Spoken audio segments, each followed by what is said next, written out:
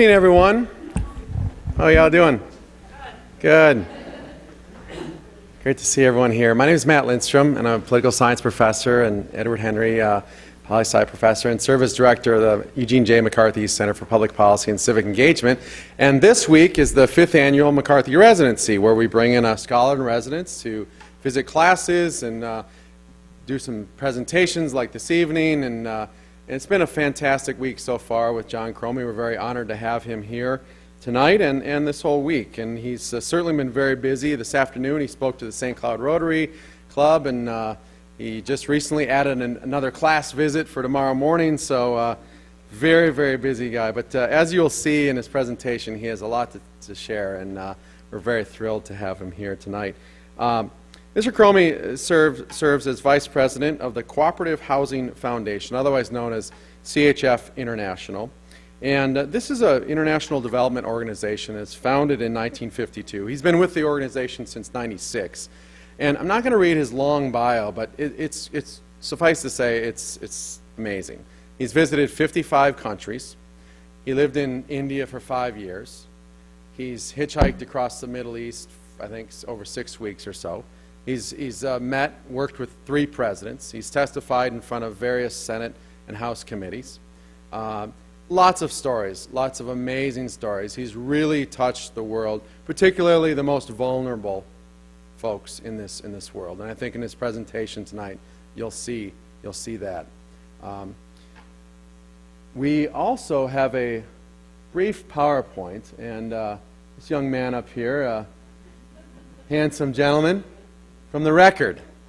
John Chromy is indeed a St. John's graduate, 1964, and he entered the international development world through the Peace Corps. And I think that the Peace Corps, as well as his education here at St. John's, really served to create a foundation for a strong belief in the common good and service. And I think, again, I think we'll see that tonight. So what we're going to do is just kind of take a look at a few pictures, and we're going to end with a large map of the world. And then John will speak to us for about 30 minutes, give or take. We'll have plenty of time for some Q&A and wrap up maybe 8:30, about quarter to 9 or so. So I know there's a lot going on this week. They say it's March Madness, and it really is March Madness here at St. Ben's, St. John's this week at least. So anyway, thanks for your attendance, and I know you'll enjoy this presentation.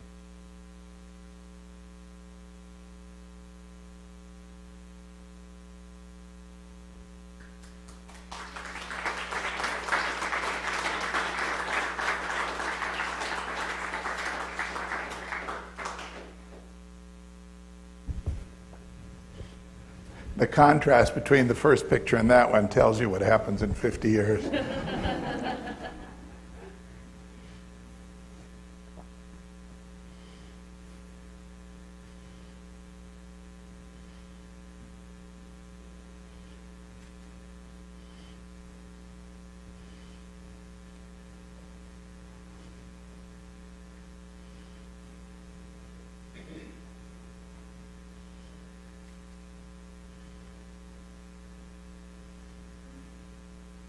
We just struck a big deal there. He gave me 6 Taliban for 2 cows.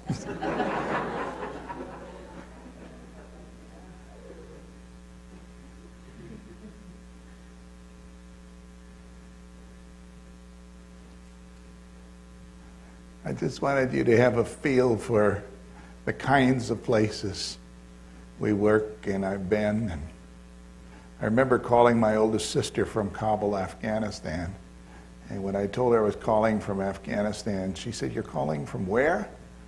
And I said, "Afghanistan." And she said, "You're calling from Afghanistan?" I said, "Yes." She says, "Ain't that the damnedest thing?"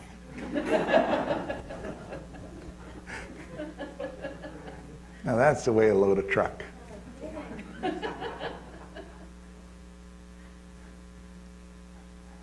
You recall that under the Taliban government, the girls were banned from school. So when the U.S.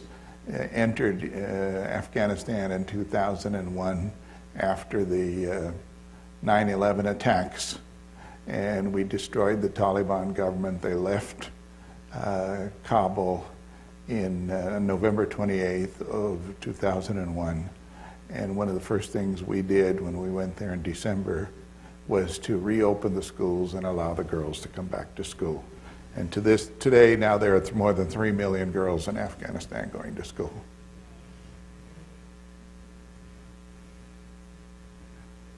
Launching a reopening a bazaar that had been burned down. Another place I do a lot of work is the Middle East, and that's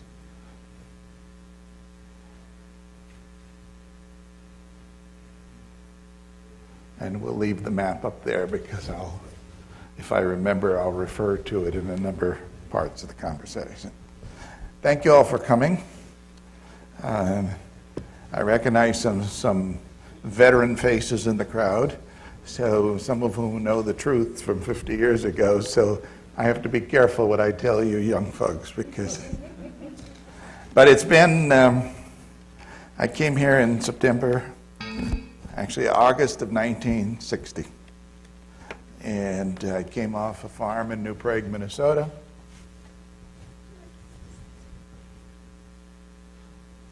Okay.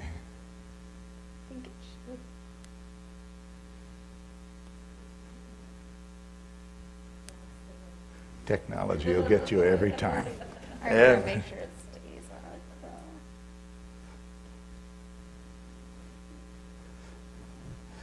And I was welcomed to St. John's, and that was a whole new world to me.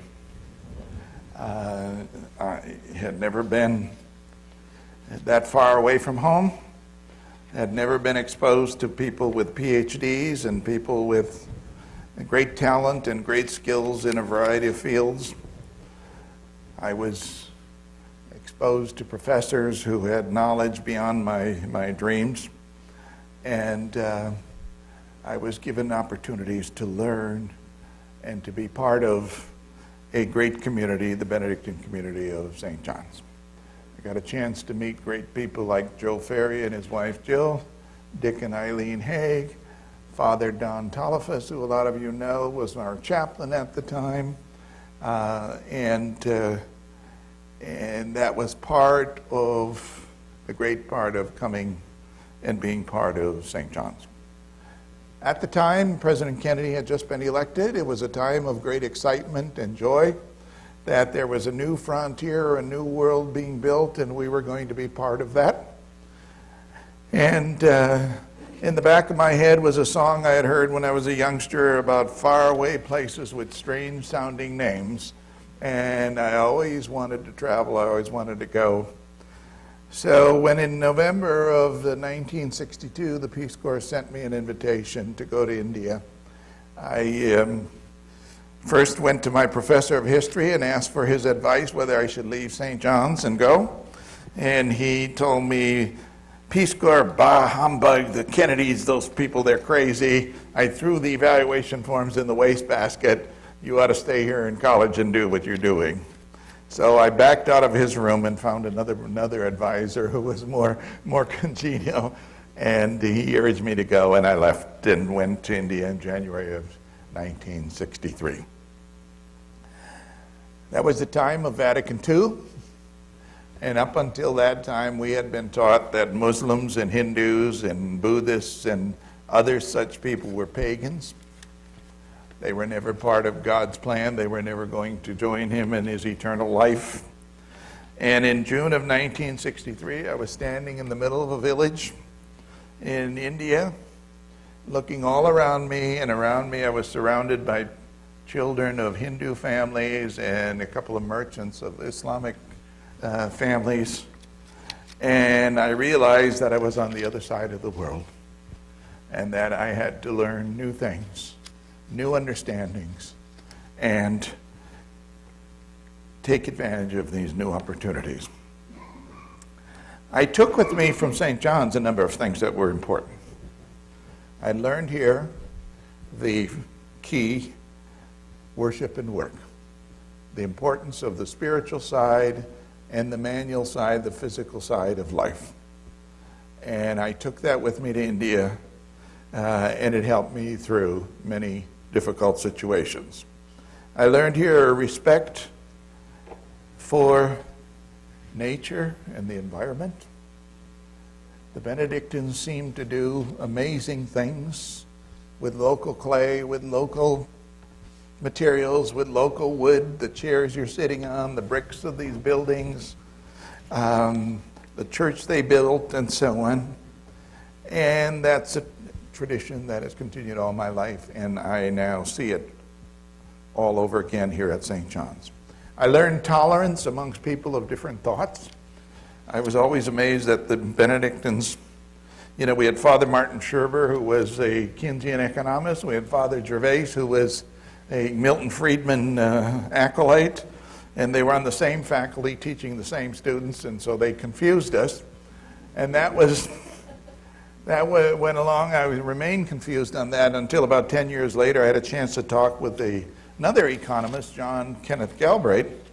So I asked him, I said, Mr. Galbraith, why is it that, you know, economists, first of all, they always say on one hand and then on the other hand and so on. And then, you know, you have two economists on the same faculty and they say exactly the opposite things. And how do we deal with that? He said, well, Mr. Chromy, what you have to understand is that it's probably a good thing all of us economists don't agree, because if we did, we'd probably all be wrong. So I learned that you can tolerate differences, you can tolerate differences of opinion, and you can learn to work with all sides on that. Something that I would hope that our current national political leaders would relearn fairly quickly, because it's important to our democracy and our future. I also learned a real sense of history. This place is 100 years old then. The Benedictine tradition is 1,400 years old. That things pass fairly quickly, and that change happens quickly, but also things stay the same in many arenas, and that immediate issues and changes will quickly pass, and that one should take these things with a grain of salt. So St. John's prepared me fairly quickly for going out into the world and facing a whole new world, a whole new way of life, a whole new task, and a whole new burden. Since I left here, my life has been much, much blessed. I have been one of the luckiest people in the world. I have traveled far and wide, 55 countries. I have lived and worked in numerous countries. I have met the leaders of numerous countries. I've talked to prime ministers. I've talked to presidents. I've testified, as Matt said, before congressional committees. I wasn't being indicted. I was actually asked for good information. And I've met famous people, some of whom were important, and some of them who thought they were important. I've met movie stars. I've met great singers. I've met great musicians. And I had the wonderful opportunity to live and work for 10 years with the Special Olympics and Eunice Kennedy Shriver and the Kennedy family and the Shriver family. Working with the Kennedy family was like a dream for me. John Kennedy was my hero, and I was heartbroken when he was killed. I was in India when he was assassinated, and I heard about it. It happened in the middle of the day here, so that was the middle of the night in India. And I heard about it in the morning when my neighbor and his children, his 3 boys, were knocking at my door at 6 o'clock in the morning. And I opened the door, and they were crying. They had tears flowing down their face. And I said, what happened? And they said, the president is dead. The president has been killed. And I said, Zakir Hussain, the president of India? They said, no, your president, President Kennedy. And they were crying because the American president had been killed. And I turned on the shortwave radio, and sure enough, Voice of America said the president died in the 10th month of his 3rd year in office. And I said, oh my God, that's President Kennedy. And it was a great shock. But the great part of it was that my friends and neighbors in India expressed enormous sympathy to me. The government of India declared a 3-day holiday to acknowledge the death of the American president. And John Kennedy was seen as a great friend of the people of India, of the people of Latin America, the people of Africa. And to this day, and I've been to India 3 years ago, you can still go into shops and see pictures. Mahatma Gandhi, Jawaharlal Nehru, and John Kennedy in people's shops and in people's homes. And it's true in Latin America as well. You will see pictures of John Kennedy with Jesus Christ and Our Lady of Guadalupe in Mexico. It's an amazing thing. And I was blessed to have a chance to work with his family for a period of 10 years and to be personal friends with his sister and her husband for 25 years. That's a blessing and opportunity that I never dreamed was possible when I was growing up on the farm in Minnesota. I've gained friends in many countries, especially in the Middle East. I have learned to be friends with people of all religions and all political beliefs. I've learned to win my way in very insecure situations. I've learned how to follow security protocols and how to avoid illegal roadblocks and how to respond if your vehicles are shot at and so on. It's been an exciting time, a difficult time, and it's getting worse every day. I've even danced with a princess of the House of Windsor, Princess Alexandra. She came to help inaugurate the new country of the island of St. Lucia, and she was dancing with the Prime Minister and was very bored, so I decided to give her a twirl. So Minnesota farm boys can do things that Prime Ministers can't. So. What I discovered is the world is an incredible place. Incredible place. And when you leave St. John's and St. Ben's, this little cocoon that you're in now, you're going to find it's an amazing place. And I urge you all to travel, explore, experience. The natural wonders of the world are phenomenal. The Sierra Nevada, the Himalayas, the Sahara Desert, the Tigris-Euphrates Valley, the city of Jerusalem, the city of Tripoli on the coast of Liberia, or Lebanon has been there 5,000 years. These Phoenician traders launched their boats from there. India is an amazing mixture of languages, peoples, cultures, and history. It's just stunningly phenomenal, the world is. And I've gotten to see almost all of it. I've been enormously blessed. The world is also full of unexplained phenomena. How the Egyptians built those pyramids. Not only built them without the tools, equipment that we know, and we couldn't build them today, they built them in exact proportion and dimensions so that they reflect the Orion's belt in the constellation Orion. Somebody figured out how to do that.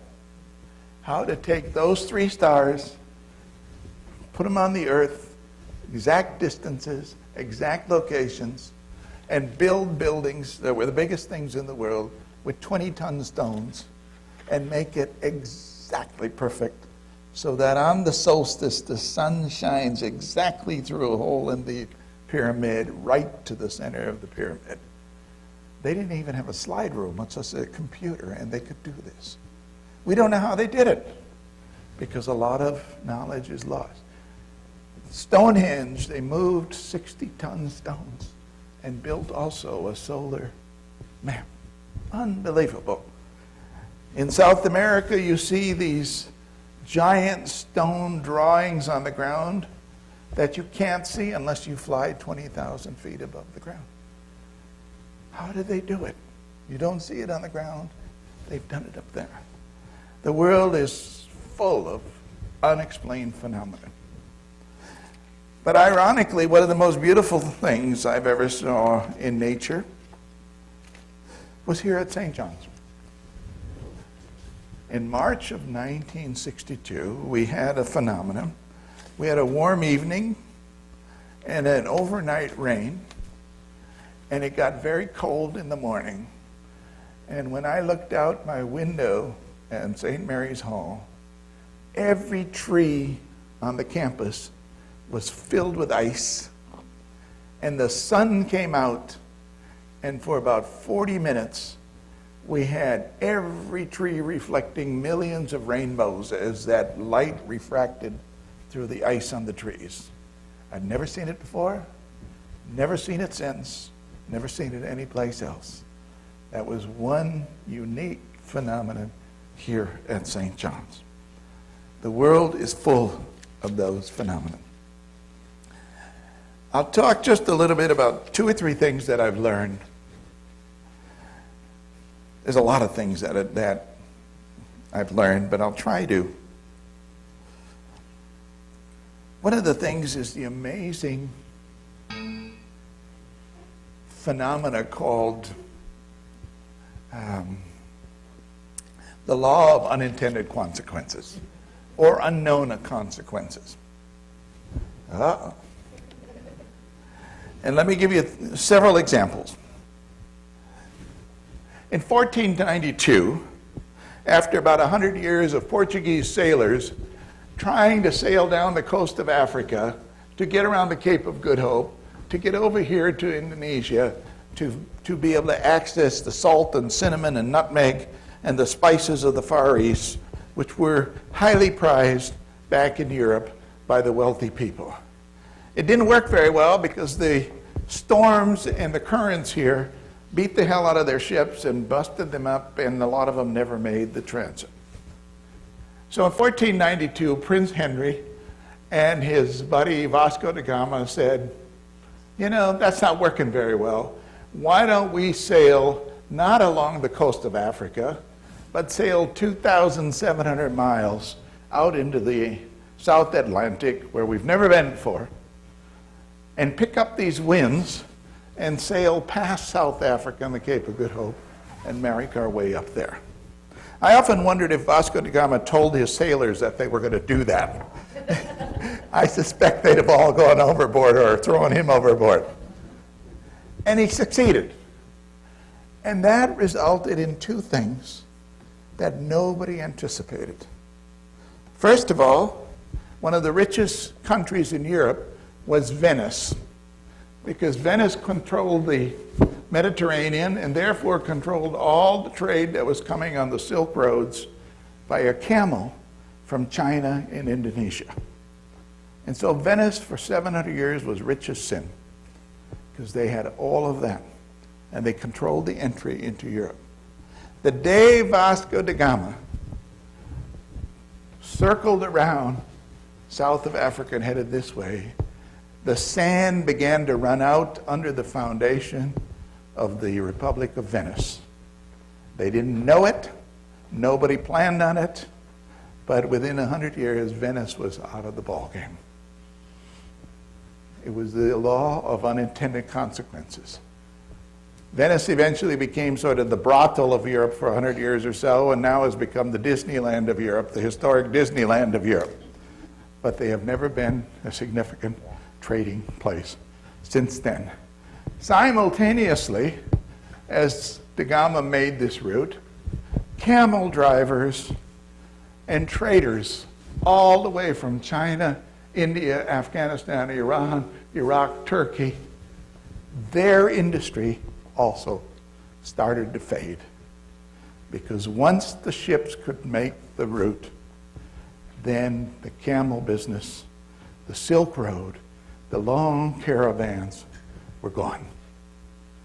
It took 100 years, 150 years, but the Middle East lost much of its value and started to decline, and the Western nations started to gain enormous economic advantage, and eventually then sailed to the West and took advantage of that as well. When Prince Henry and Vasco da Gama made that decision, they changed the world. From that day on, camels and caravans were never going to be an important power. Sailing ships and control of the sailing lanes of the seas became the source of national power.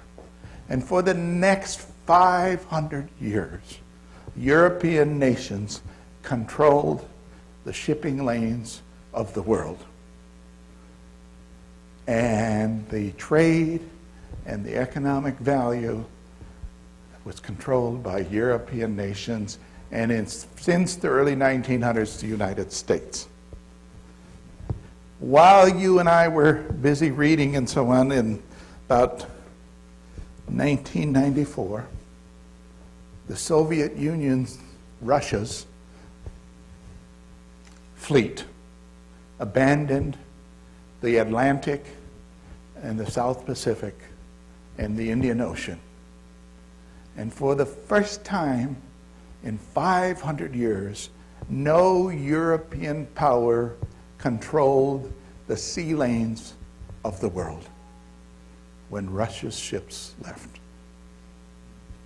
The United States basically controls and is the policeman of all the sea lanes of the world at this point.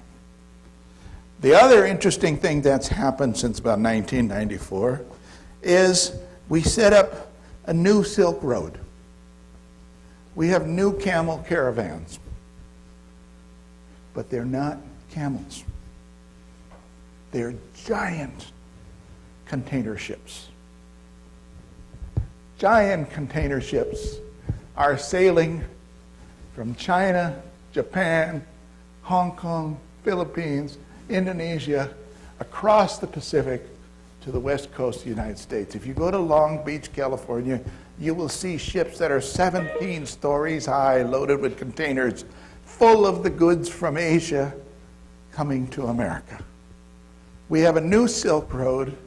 It's across the Pacific, and it's in container ships instead of camels. The camels that I met in the Middle East seem pretty content with that deal. They don't mind that they don't have to make it anymore.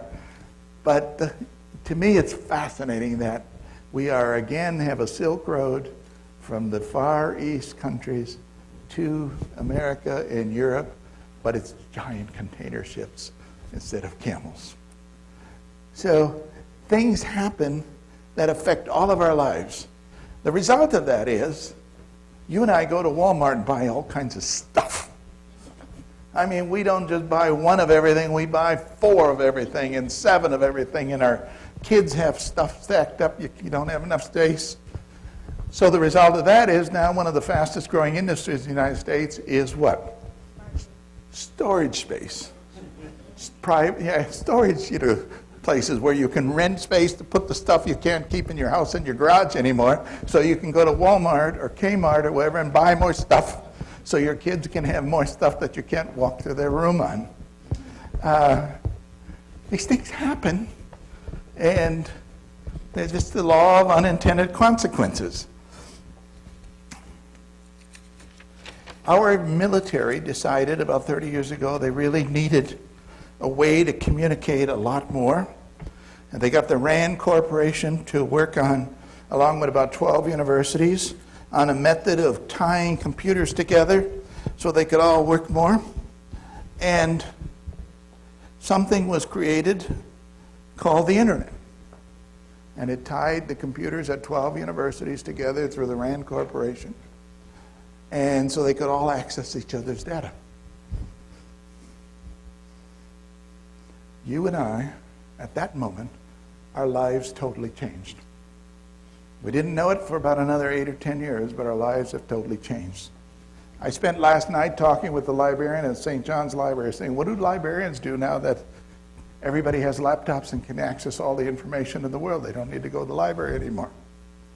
Our lives have completely changed because the Defense Department made the decision to have the RAND Corporation connect interactively the computers at 12 universities. And then they said, well, we can do more than that, we can do more than that, more than that. And then they said, let's open it to the public.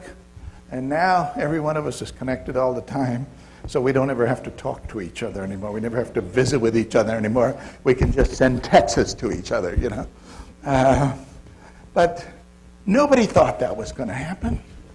Nobody said, hey, if we do this, then people in Africa, 120 million people in Africa will have these little cell phones and they can text each other and so on. Nobody ever dreamed that. Nobody ever dreamed that. Things happen without us planning. Nobody thought India was going to become the IT capital of the world. Nobody thought China was going to take and become the manufacturing center for all of this stuff. Unbelievable.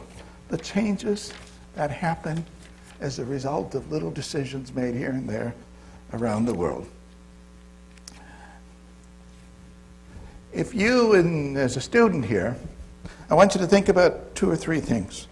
One of which is that you're going to have to work for about 50 years after you leave St. John's and St. Ben's. That's an exciting thought. When we were here, we thought about 40 years because we thought we could retire when we were 65 or 62. Now it looks like you're going to have to go at least to 70, and by the time you get there, maybe 75. So if you leave here at 22 or 23, you got about 50 years to work. That should keep you up tonight for a while. So you say to yourself, at least part of that time, I hope, you will want to make a significant difference in the world. You want to do something that makes a difference for people, for your friends, your family, or somebody else. How do you do that? How does one do something that makes a world of difference? That totally changes the way something happens. We can ask Father Hillary.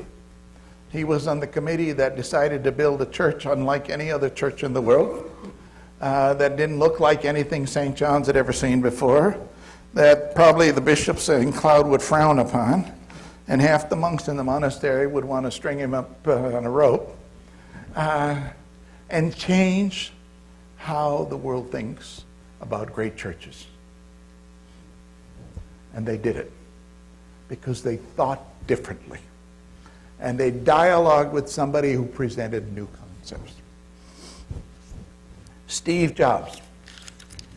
Everybody else was busy trying to make computers with more power to store more data in the computers.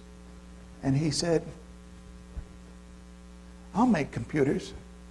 I'll make machines that aren't computers, but they'll just gather information from other places. And he created the iPads and the iPods and so on. Total difference in the computer world. Michael Dell had to come out of retirement. His company was about to go under. Dell Computer Corp was about to go under because Steve Jobs had a different idea. Totally changed. And as a result, all of us now have our little iPads. I can't even tell my wife anything without her checking on her iPad whether what I said was true or not. And I used to be able to sort of, say, well, back in 73, President Johnson did this or whatever. And she goes like this, and she said, no, it wasn't 73, it was 74. You don't know what you're talking about. Our founding fathers thought differently about government. It doesn't have to be a king who runs the government. It doesn't have to be a religious-oriented government. It can be run by the people. That was unheard of in 1775. Totally unheard of. And of course, the old guys in London thought these people in the colonies, they don't know what the hell they're talking about. They did it, and everybody else followed. They set a whole new pattern. India's constitution is based on our Declaration of Independence. Kenya's is. Ghana. And the people rising up in Libya and Tunisia and in Egypt and Syria right now are saying the people have the right to decide how to run their government. That was unheard of in 1775. And these men chose to think differently, and it affects every one of us today. Gandhi and Nehru said we can build a different kind of country. We can build a country where it's the business of the country to reach every village and offer them a school, health care, to develop the entire country. It's the job of government to care about everybody in the country, not just to absorb resources for wealthy families. India is one of the few countries that achieved that. It's a new way of thinking. Martin Luther came in late 50s and said, we have to have a new way of thinking about how black people are treated. The rights, they have to be treated as human beings. The promise of the American Constitution is a blank check that has not been carried out. It took them 30 years and we got it. Legally, anyway. It was a new way of thinking. John the 23rd called the Vatican Council and said, we need to rethink how the Catholic Church operates. And we're going to sit here and discuss this until we get it right. We're going to reach out to the rest of the world in a very, very different way. John the 23rd, with the help of some of the Benedictines from St. John's and elsewhere, St. Ben's, forced us all to look at things differently. Here at St. John's, the Abbey Church, the pottery program there makes us relook the arts. The St. John's Bible, they decided to create a new Bible 500 years since the last one was created. For what purpose? Nobody could tell for sure. Was it going to sell? Nobody knew. Did we need a new Bible? No, they decided we need to just do it. And they did it. And St. John's is unique with a new Bible. 40 years ago, 50 years ago, they decided they needed to digitalize, or more accurately, microfilm, and now digitalize the great books in the monasteries of the world. For what purpose, nobody quite knew, except to protect them, to keep them forever. And they are still doing it. And now if I have my way, and I and Father Hilary and others can do something about it, we'll get them to also digitalize the great books of the Islamic religion as well. We'll look at that a new way and see if we can find a way to help them preserve all of that's good for them. I want to share with you that there are some things coming up in the world that we all need to be ready for. I've learned a few lessons from all of this. First lesson I've learned is that wherever I've gone, whatever the country, whatever the ethnic background of people, the religious background, the language, 90% of the people are good people. They're just good people who want to raise their families, educate their children, create economic opportunities for their children, live healthy lives, live to old age cared for by their children, and die with dignity. They're not interested in great battles or great world issues or great power struggles or whether the government is Pushtu or Hazara or Sind or whatever it is. They just want to live their lives. And I say that to you so you understand, amongst all this chaos and cacophony that you read and hear about in the world news today, that underneath all of that, 90% of the people just want to be left alone to raise their family and their kids and love their kids and see their grandchildren and live a decent life. It's hard to remember that because on the news every night there's an explosion here, there's a bomb here, somebody wins there, somebody there.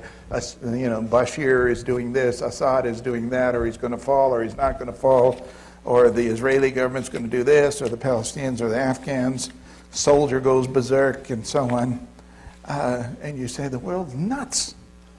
And in some ways it is. But for 90% of the people, it's just down to the basics. And so that gets you to whether they're Hindu, Muslim, Buddhist, Christian, Catholic, evangelical. It doesn't much matter. How they worship their God is not the issue. It's how they raise their families, their children, care for each other, and build a just and decent society. It doesn't matter.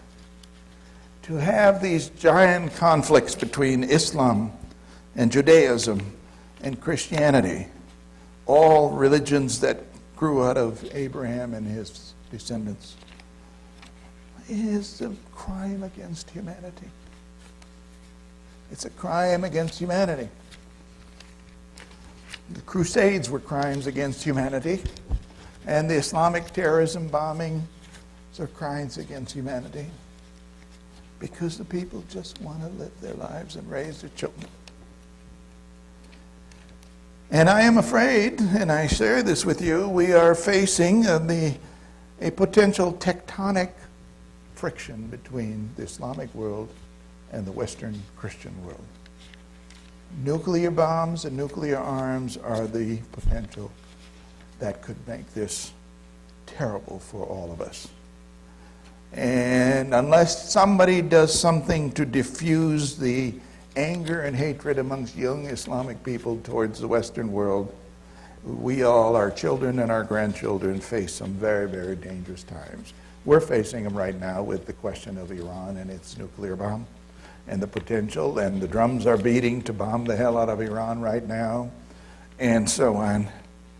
There is in front of us, it's not new, it's been going on for 1,000 years, but it's coming to new levels of force between the Islamic world and the Western Christian world. And it's something that all of you at St. John's and St. Ben's should be thinking about, because it's your leadership in the coming decades that's going to have to deal with it. It's not entirely our fault. There are great struggles within Islam over who's going to be in charge and what kind of Islam it's going to be, and whether their governments should be religious-based or secular-based or led by certain leaders.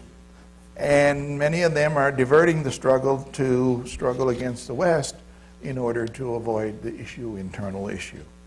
But we do face a tectonic struggle right now between Islam and the West.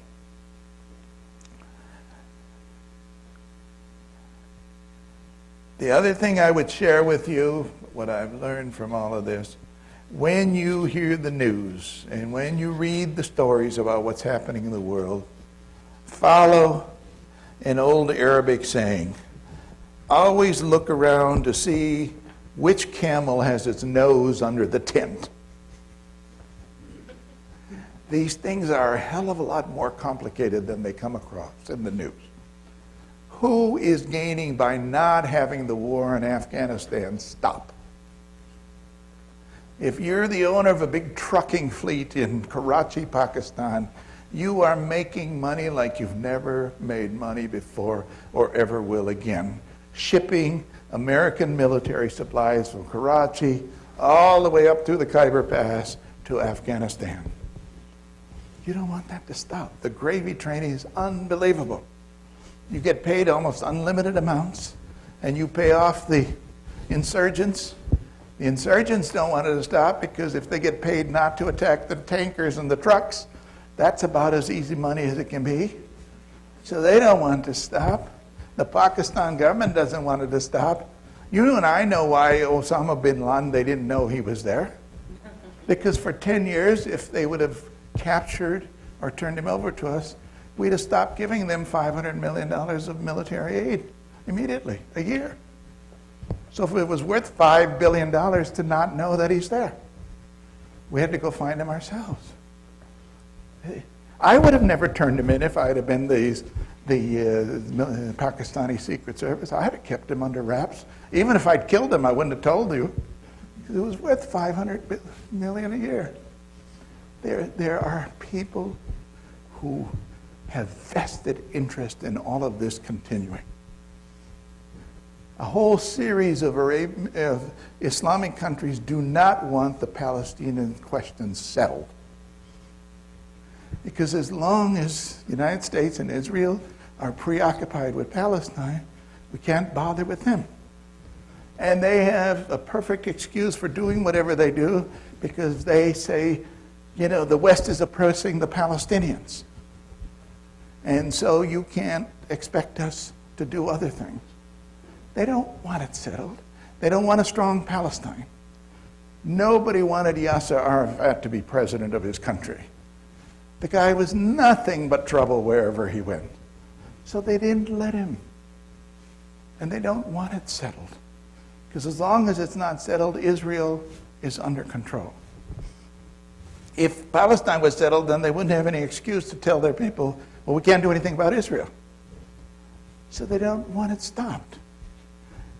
You need to understand in all of these situations, there are people who have their nose under the tent. You're going to build an oil line from Canada to Louisiana. It's going to be this great thing. Maybe it is. But who's going to make money off of it? Ask yourself.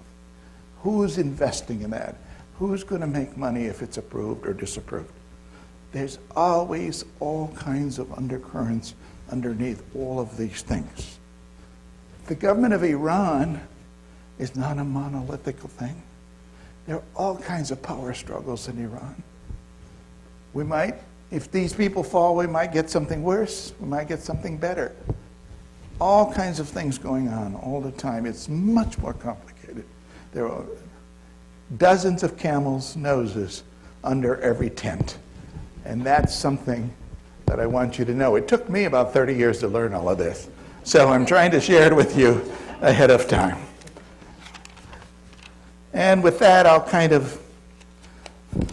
I always start out preparing for these speeches saying, I'm going to pick 3 things I want to say, and just say those 3 things and then stop. And then I start making my notes. I told Matt, then I end up with 13 pages of notes of all the things I want to say. And then I can't figure out what things not to say. But I'll wrap up with a couple of other thoughts. As you go out into the somewhat chaotic world, dominated by instant communications that bombard you all the time. You can't even go to the bathroom without this thing bombarded. The other day I was in the men's room at an office, and there was a guy standing at the urinal doing his... I said, my God, I hope he washed the and so on. You're never going to get a moment's peace again. When I was at St. John's, one of the things they made us do was a 3-day silent retreat. Anybody here remember that? For 3 days between the first semester and the second semester, everybody had to be silent. You couldn't talk, couldn't have the radio on. You know, they had these things called radios those days. We didn't have telephones in the room. We had phone booths, pay phones in Mary Hall down in the basement. And we had to come to church, and they had a retreat master who gave a homily and told us to think about important things, which we did, a little bit, some of us. And they gave us some readings to read, and then we'd all go to lunch in the refectory, and it was absolute silence. All you could hear was the silverware on the plates. For 3 days. A couple of guys like Dick Hague would cheat and so on, but he'd go see Eileen and they'd talk. And at the time, I thought it was a little screwy. I said, well, these Benedictines are a little bit over the top. Now I realize 50 years later, that was the last time I had 3 days of peace and quiet in my entire life. Now you're lucky to get 3 hours, or more likely 3 minutes, without this thing ringing or something going on, and you're hit all the time. So as you go out amongst all of this cacophony and all of this political atmosphere and all of this, what's going on in the world, and soldiers massacring people, and and so on, all this stuff you have to worry about. Now, the other night we had dinner, and now I find out I have to worry about the monarch butterflies. They're disappearing because we're pulling all the milkweeds out of our gardens. And I love the monarch butterflies, but I don't know if I've got anything left for the monarch butterflies, so they're going to have to come to you. It's every day you read, things you thought were good for you are bad for you. Now maybe they're not so good. Maybe they are better, and so on. Maybe, oh gosh, maybe we should have pap smears or whatever. It's just too much for me. And to try to keep some sanity amongst all of that, I will share with you a couple of things that seem to me to give me some hope. All through my life, I was a great admirer of the poet Robert Frost, and I always kept above my desk a photo of some aspen trees, and the words from his poem, "The Road Not Taken." "The woods is lovely, dark and deep, and I have promises to keep, and miles to walk before I sleep." And I always felt that I had miles to walk before I sleep, and that gave me the energy and the spirit to keep doing these things. The other quote that I think is fantastic, and I want you to know this one because it'll fit on Twitter. And it'll give you a sense of balance amidst all of this madness. It's from the book of Micah, the Old Testament. And it says, "This is all that Yahweh asks of you. Only this. Act justly, love tenderly, and walk humbly with your God." Fits on your Twitter. Very, very powerful stuff. It's not easy to act justly, but that's what Yahweh said you have to do. Loving tenderly may seem easy to you young folks, but it's a long road, and it's tough. And to walk humbly with your God is also a great challenge. So I share that with you because he asks so little and yet it's so much. But if you can do those things, act justly, love tenderly, and walk humbly with your God, you'll keep some sanity amidst all the madness of this world. The last thing I want to share, I talked to Father Don Talifus earlier this week. I studied at St. John's, and I took these theology and religion and philosophy and logic classes that we were required to do in those days, in those medieval times. And I left here with this sense of who is God? God is sort of this father figure to whom we all hope to somehow live our lives in a way that he will see favorably. In the Old Testament, he was pretty grouchy and sort of punitive and, kind of smacked us around a bit. And in the New Testament, he became somewhat mellower and offered more opportunities for love and sharing and joining him in eternal life. That was kind of the way I went through life, with a sense of that God is this somehow benevolent, ultimate Father to which we're all going to return someday. But recently, I went to the Air and Space Museum with my other grandson, and we watched the IMAX film on the Hubble Telescope. And the Hubble Telescope has shown us that the universe is now at least 100,000 times bigger than we ever thought. That this world was created by a big bang 150 billion years ago. And the Milky Way has a billion stars in it, and it's one of a billion galaxies.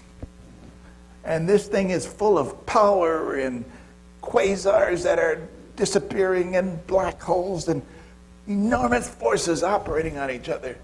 It's bigger than anything I could ever think about and imagine. I walked out of there saying, how do you describe it? We don't have words for that.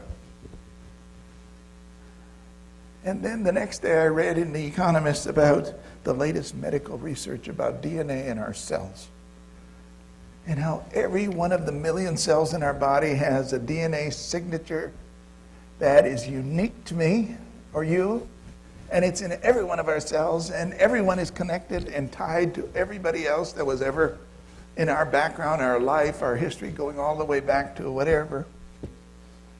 And somebody, some mind, some creature, some God, some Yahweh, some Allah, somebody somehow is behind all of this. I don't quite know and understand it. And I suppose that's where you have to follow what the medieval theologians said, you have to have faith. But I think our theologians at St. John's and St. Ben's should be challenged to find new ways to describe this God, new words, new language, so that all of us who leave here at least understand, whether we want to argue politically over creationism or intelligent design, but we got to tell our kids someday, whoever this is, whatever it is, created this vast, unimaginable universe in the tiniest little cells. And every one of them is a work of human engineering beyond our conception. God is something greater. At the funeral of my good friend Sergeant Shriver, his son described what his father said about God. He said they were facing the sunset one day on the Gulf Coast of Florida, and the sun was setting, and there was this magnificent sunset. And his father, who was 65 years old at the time, was watching that sunset, and Mark said, "Dad, what are you thinking?" And his dad said, "I'm just thinking, I can't wait till I die." And Mark said, "Dad, you're only sick. Why?" He said, "Think of this. What an adventure it's going to be to die and go and meet the being that can create this. What an adventure is lying just beyond." And then when I came out of that IMAX film, I said, "Holy smolies, this is an adventure. It's going to be quite a ride, quite a ride." And so I hope you think about that and try to figure out who this God is, what he is, what it is, she is. There used to be a bumper sticker in the late 60s that said, "The Lord is coming, and is she pissed?" That caused us to pause also. Anyway, live justly, love tenderly, and walk humbly with your God amidst all this chaos. Have a great, great 50 years of your life and plus, and thanks for this opportunity to share some thoughts. I'll be around till Thursday. If you have questions, I'm always willing to talk some more. And I still have at least 8 pages of notes I didn't get. So thank you so much. Thank you.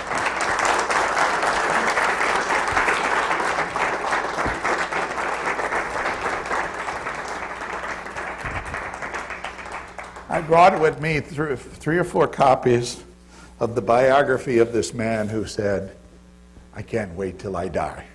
If any of you youngsters would like to thumb through this, you're welcome to take a copy and take it with you. He's an amazing figure. He was a great hero of mine and a great mentor of mine.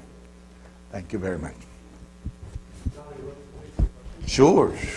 I can actually start off. I have kind of a question more around your work as a humanitarian, but I think it's Doctors Without Borders that say, like, we always look for where the greatest need is and we try to go there. I guess in your experience, where's currently the greatest need? If you had to pinpoint as someone who works in aid, what does everybody need to be looking at?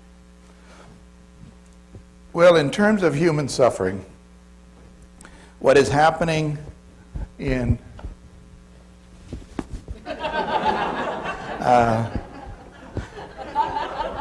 the Eastern Congo,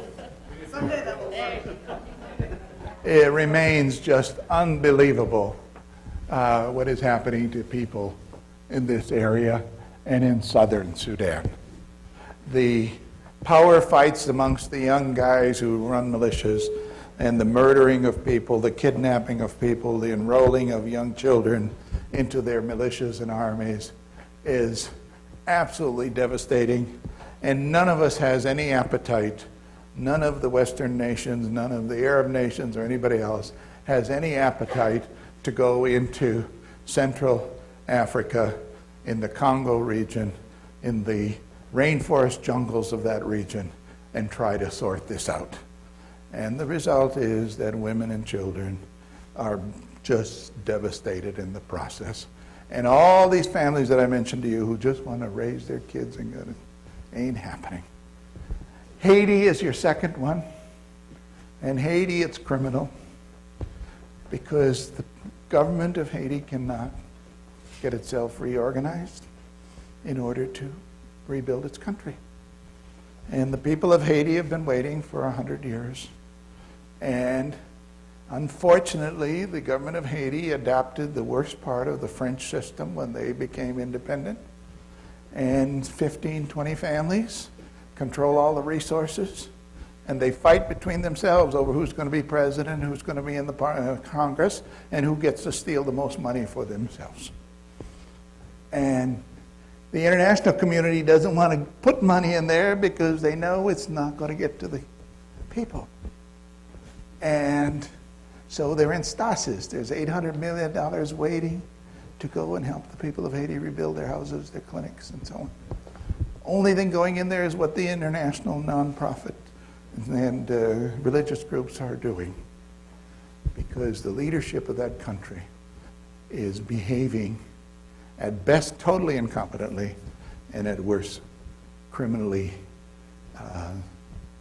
in destroying their own people. And it's a great, great sadness.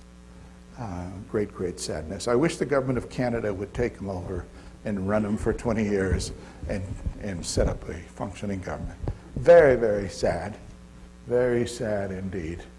I think the other thing that I think is terrible, and you're at fault, is when you find in the villages of Asia women and children who are being employed to take apart used iPhones and iPads and cell phones and dig out the little pieces of gold and lithium and whatever the hell it is. You and I think we're recycling these things, and these contractors are bundling them up, putting them in containers and shipping them to these other countries and paying contractors there who pay villagers almost nothing to sit amongst all of this stuff and dismantle the phones that you've thrown away, not because they're not useful or they're not functional, because there's a newer and better one. iPad 3 has come and you just got to have one. You just got to have an iPad 3. You can't have an old iPad 2. And we're criminally responsible for people to being exposed to this.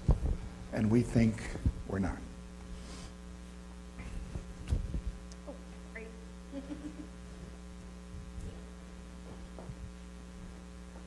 Thanks, John, for the great presentation. I have one question. Have you ever experienced at one point in your life you ever doubted you will be able to act justly, love tenderly, and walk humbly with your God? More often than I care to admit. More often than I care to admit, yes. The loving tenderly is particularly difficult. It's easy to do it part of the time, but it's hard to do it all the time. When things are grating on you, when your nerves are shot, when they're doing something you don't want it to do, and so on. I have my daughters here. She can assure you that occasionally I was not loving tenderly. I told her I was doing this for her own good and so on, but it wasn't exactly tenderly. Walking humbly with your God has been very, very difficult. It's hard to remain humble. There's plenty of times when you think you're really a hell of a lot better or more important than you might be. And then figuring out who this God is that I'm going to walk with and where. When I'm in the middle of an Islamic country or a Hindu country and all my people around me, what is this God? What is this Christian God? And when I see the terrible things that can happen in the world, what's happening to people in Syria today, you say, where is this God? Where is the justice? Where is this? And, you really have to question. And I suppose Father Don would say, if you don't question that, then you don't really know who your God is. But yeah, it's been plenty of times when it's difficult.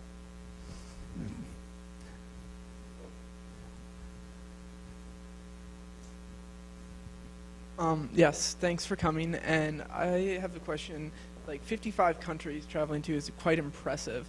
If you could take this whole room to a place on Earth, where would it be? Well, if you ask my wife, it'd be Puerto Rico. She's from Puerto Rico. So if you ask my wife, then I guess that's on my list because the